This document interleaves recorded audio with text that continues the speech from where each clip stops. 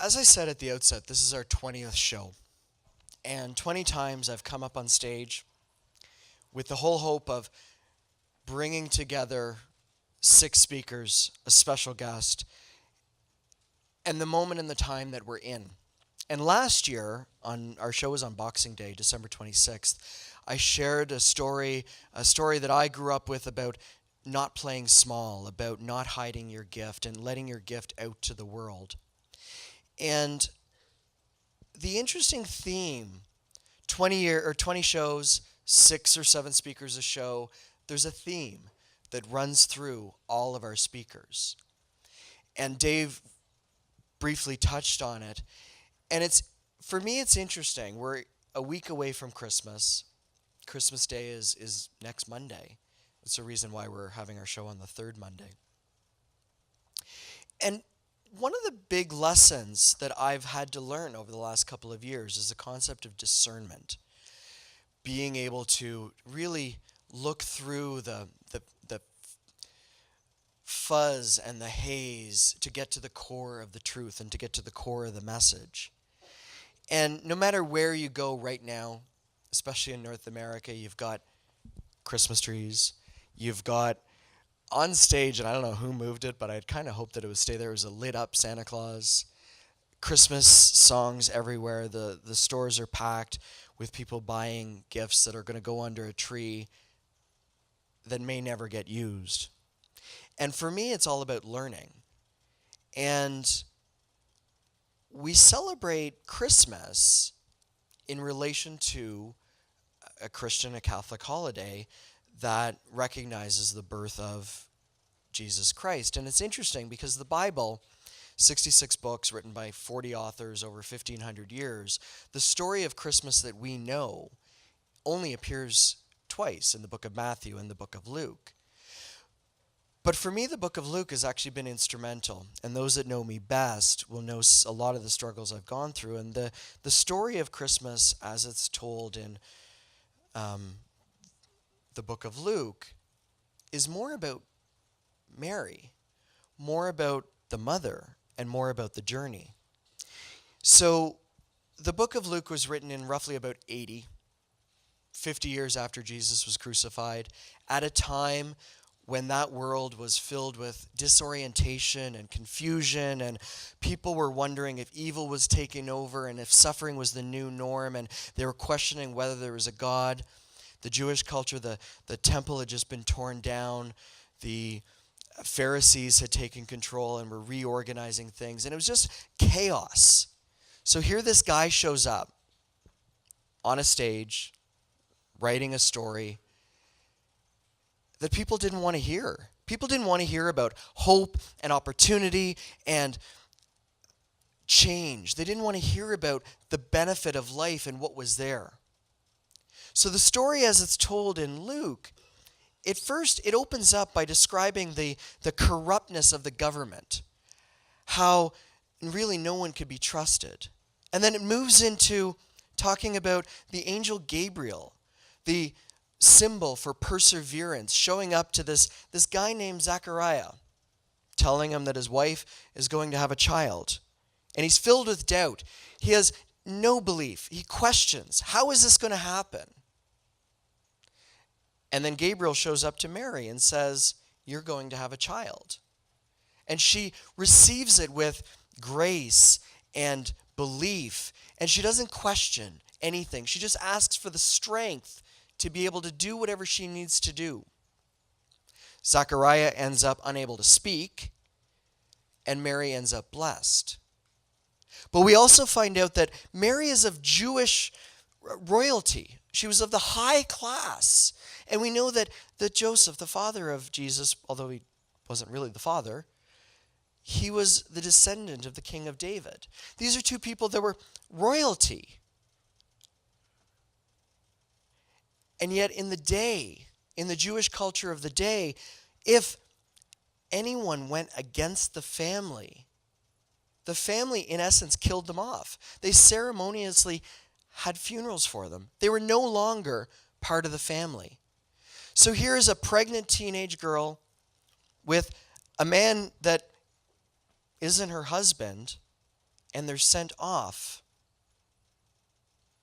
to have a child that they don't really know about, except they're filled with faith and trust in a promise and in a story. And the story evolves. They're off on a donkey heading to Bethlehem. Again, another example of the fact that they were ostracized from their family. They were already in a period of life that was chaotic and confusing and corrupt. And they're off on this journey with no family, no friends, no nothing. And they get to where they need to go, and there's no place for them to stay. And they're forced. We see it all over. Everywhere you go, there's mangers.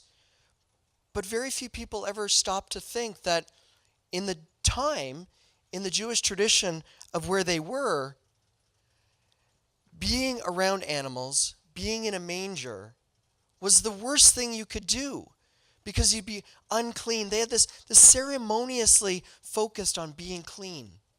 And then to have a human born amongst animals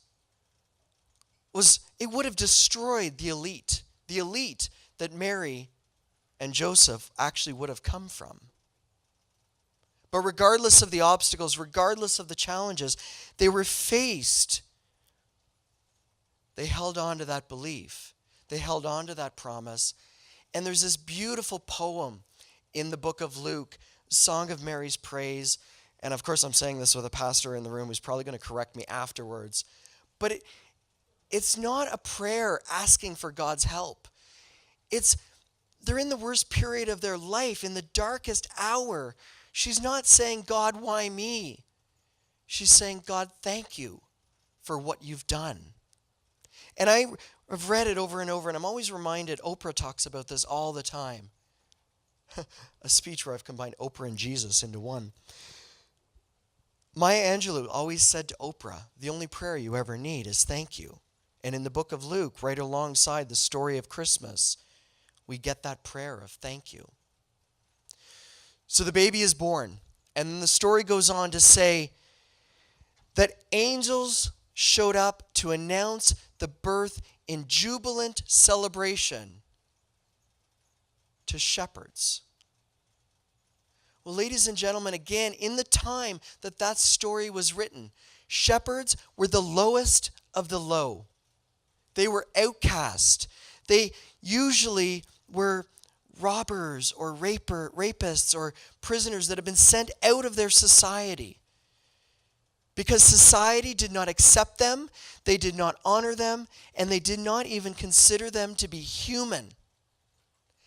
Yet the announcement of the birth of what we celebrate almost all around the world was announced in the darkest of dark nights to the lowest of the low. And as David said in his speech, the light came to them.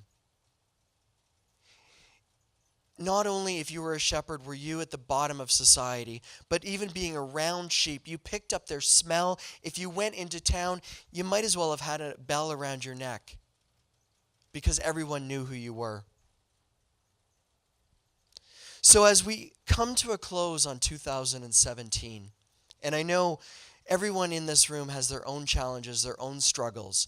If you found your place in this world right now where you're surrounded by broken relationships, or you feel alone, or you feel lost, or you even question that, is it worth it at all? I want you to remember the stories tonight. But also, if you got a book, the stories in those books, the story in the books of the other speakers have spoken to about tonight, and all of the Mo Monday speakers that have ever come before. And I know if you're in the middle, it's tough to believe. But I want you to lean on me and my knowing and the speakers ahead of me tonight that shared this stage.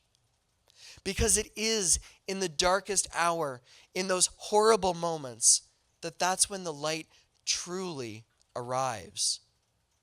And regardless of what sheep shit you're standing in or going through, the other side of it, the after cushion is brilliant, it's gorgeous, it's beautiful.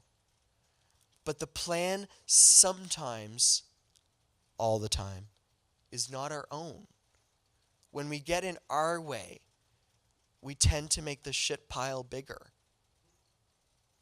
It's when we get out of our way and let, as in The Wizard of Oz, the golden bricks on the yellow brick road appear to Dorothy one brick at a time.